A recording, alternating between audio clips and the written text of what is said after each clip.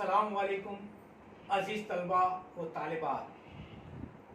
आज हम देख रहे हैं कि जो दौर शुरू है ये बहुत ही ख़तरनाक दौर शुरू है, यानी कोविड-19 का। पिछले साल से इस साल तक यानी ये 1.25 साल 1.5 साल के अंदर स्कूल वगैरह हम देख रहे हैं कि बहुत ज़्यादा पैमाने पर खुल नहीं रही, खुल भी रही 1-2 महीने के लिए, फिर कोविड आ जा रहा है। उसकी वजह से गवर्नमेंट को बार बार बंद करना पड़ रहा है। उसी के हिसाब से उसी चीज़ को मद्देनज़र रखते हुए गवर्नमेंट ने इस साल यानी स्कूल शुरू करने से पहले 45 दिनों का एक कोर्स हमारे लिए लेकर आया है, जिसका नाम है ब्रिज कोर्स। कौन सा कोर्स?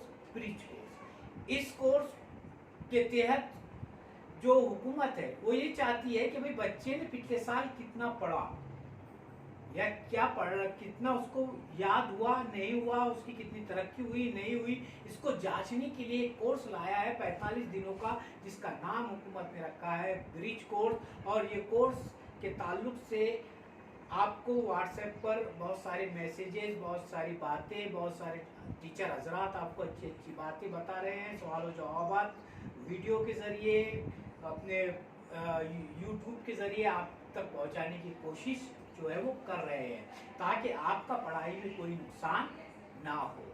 इसीलिए आज इसी चीज़ को मद्देनज़र रखते हुए मैं 9th क्लास के बच्चों को बताना चाहूँगा, उनको मुबारकबाद देना चाहूँगा, क्योंकि पहले 8वीं से वो सीधे 9th क्लास में आ गए हैं, तो उसके लिए उनको पहले तो मुबारकबाद। और चलिए मेरा नाम जो है, क्योंकि आप 8वीं तक पढ़े हैं, 7वीं तक ही, उसके बाद 8वीं में बहुत कम आया या नहीं आए, इसके लिए मैं बताना चाहूँगा मेरा नाम जाकिर हुसैन खान है और मैं आपको ज्योग्राफी पढ़ाने वाला हूँ 9th क्लास के अंदर।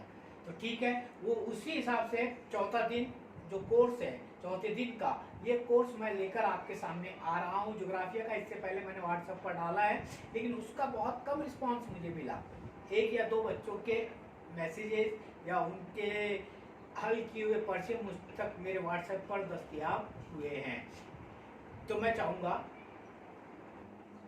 हाँ, तो चलिए अब हम आगे बढ़ते हैं। और हुकूमत की जानिब से जो कोर्स मैंने इससे पहले बताया कि ब्रिज कोर्स आपके लिए लाया गया है 45 दिनों का, इस तरीके से ब्रिज कोर्स आपके सामने आया। मैंने आपको कोर्स के बारे में डाला हूँ, 9th जमात तारीख, शहरियत व जुग्राफिया।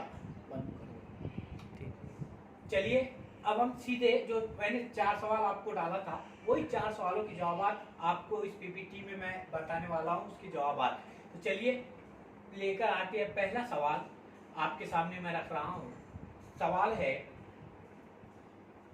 सबसे पहले तो ब्रिज कोर्स 2020-21 जो अभी चल रहा है, लेकिन अपने को 21-22 होना चाहिए था, ये गलती से 2020-21 हुआ, लेकिन ये दरअसल ब्रिज कोर्स 2020-21 नहीं बल्कि 21-22 है। चलिए ठीक है।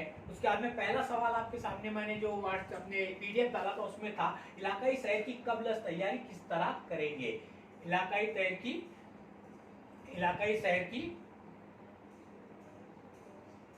ठीक है, इलाकाई शहर की कब्ल तैयारी किस तरह करेंगे। तो इसका जवाब हमारे सामने आ रहा है, जैसे कि जवाब इलाकाई शहर की कब्ल तैयारी, सवालनामे का नमूना Indiraji Beas, camera, pencil, pen वगैरह अशिया के साथ में रखें। मालूमात हासिल करने के लिए मुताल्लिका दफ्तर या उस जगह से पहले इजाजतनामा हासिल कर ले, उसके बाद इलाकाई सैर का दिन और वक्त तय कर ले। यानी हमारा जो सवाल है ना, सवाल है कि इलाकाई शहर की कब्ल तैयारी किस तरह करेंगे, तो हमको मालूम होना चाहिए। ये सवाल बहुत ही आसान है, उसका जवाब भी बहुत ही आसान है कि कब्ल तैयारी, तो हम शहर के लिए जा रहे हैं, उसके पहले हमको क्या करना है, सवालनामा तैयार करना है, बहुत सारे कैमरा वगैरह हमारे साथ में लेना है, ये सारी चीजें उसके अंदर आ जाएगी। इसके बाद चलिए दूसरे सवाल की तरफ आते हैं। अब दूसरा सवाल हमारे सामने आ रहा है, सवाल यह है कि सवालनामा का इस्तेमाल किस लिए किया जाता है। सवालनामे का इस्तेमाल किस लिए किया जाता है, जो सवालनामा हम बनाएंगे उसका इस्तेमाल किस लिए किया जाता है। तो हमारे पास में इसका जवाब है कि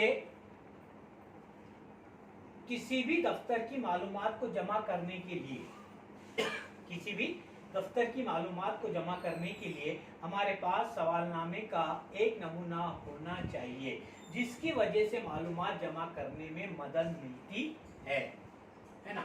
यानी सवालनामे का इस्तेमाल किस लिए किया जाता है, तो किसी भी दफ्तर या किसी भी मुकाम की मालूमात को हासिल करने के लिए हमारे पास में सवालनामा होना बहुत ही ज़रूरी है ना।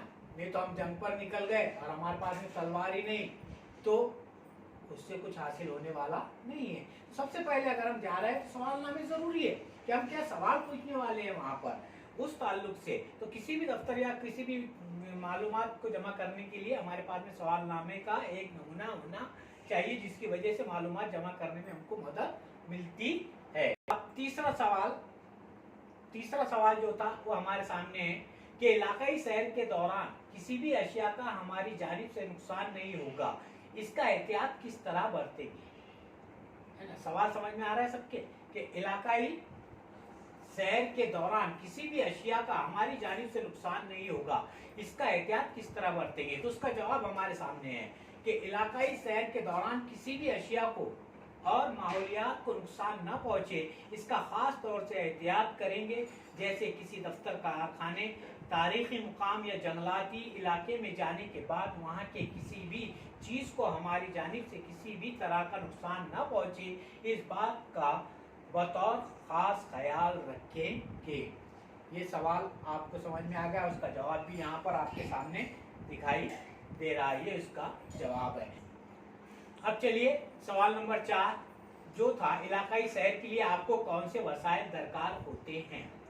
इलाकाई सैर के लिए आपको कौन से वसाइल दरकार होते हैं। जवाब, इलाकाई सैर के लिए मंदरजा झैल वसाइल दरकार होते हैं। पहले है नक्शा, वालिदैन का इजाज़तनामा, फर्स्ट एड किट, कुतुबनुमा, इंदराजी बयान, ज़रूरत के मुताबिक पैसे, सवालनामे का नमूना, कैमरा वसाइल दरकार होते हैं। इसमें हम बहुत सारी चीज़ें, ये सवाल के जवाब के अंदर हम बहुत सारी चीज़ें बढ़ा सकते थे, लेकिन हमने इसको कम से कम करने की कोशिश की ताकि बच्चों को समझ में आए, क्योंकि ये इयादे के तौर पर है, ये एक इयादा है कि भाई आपने पिछले साल की किताब में आपको मिल जाएगा, या 9वीं के पहले सबक के अंदर एक लास्ट में, अभी मैं बताऊंगा अगले सबक में आपको कि कैसे आप इसको लिख सकते हैं। तो इसके लिए आपको देखना होगा कि चारों सवाल बहुत ही आसान थे और मुझे उम्मीद है कि आप इसको आसानी से अपनी बयान में लिख सकेंगे। अब मैं मेन मुद्दे पर आता हूं कि ये जो 45 दिनों का कोर्स है, इसके 3 अपने स्टेप की गई है, 3 भाग अलग अलग कर दिए गए। पहला है 15 दिन, फिर उसके बाद 30 दिन और तीसरा है 45 दिन। यानी पहले 15 दिन का जितना भी कोर्स है उस पर मबनी आपकी एक जांच होगी, एक टेस्ट होगा। उसके बाद 15 से 30 दिन के अंदर जितना भी आपको पढ़ाया जाएगा उसके ऊपर आपकी दूसरी जांच होगी, और उसके बाद 30 दिन से 45 दिन तक जितना भी आपको पढ़ाया जाएगा उस पर आपकी तीसरी जांच होगी।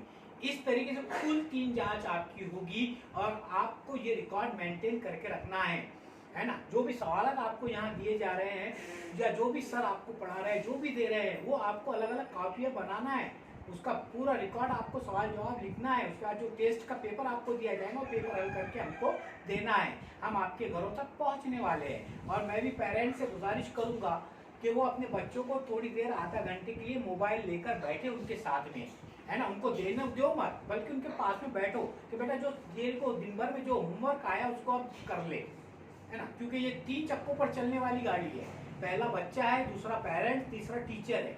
इसमें से एक भी कमजोर हो जाता है तो गाड़ी बराबर नहीं चलेगी। इसलिए पेरेंट्स का भी काम है, हम तो हमारी तरफ से कोशिश कर रहे हैं अच्छे से अच्छा देने की बच्चों को, बच्चे भी लेने की कोशिश कर रहे हैं, लेकिन अगर हम उनको बीच का जो मार्ग है आप जो पहुंचाएंगे आपके पास जो मोबाइल है उसके जरिए, तो उसकी वजह से बच्चों को पढ़ने में आसानी होगी। तो मेरी गुजारिश है पेरेंट्स से, वालिदैन से, कि वो बच्चों को थोड़ी देर के लिए अपना मोबाइल ज़रूर दे, उनके पास बैठे उनका होमवर्क होने तक। और बच्चों से भी गुजारिश है कि वो अपना होमवर्क वक्त ब वक्त करते रहें। तो इसी तरीके से आज ये पहला हमारा जो इंट्रोडक्शन वीडियो था ये ख़त्म हुआ, और ऐसे वीडियो बार बार आपके सामने मैं लेकर आता रहूँगा। चलिए फिर मिलेंगे अगले एपिसोड में, अगले प्रोग्राम में। जब तक के लिए खुदा हाफिज़।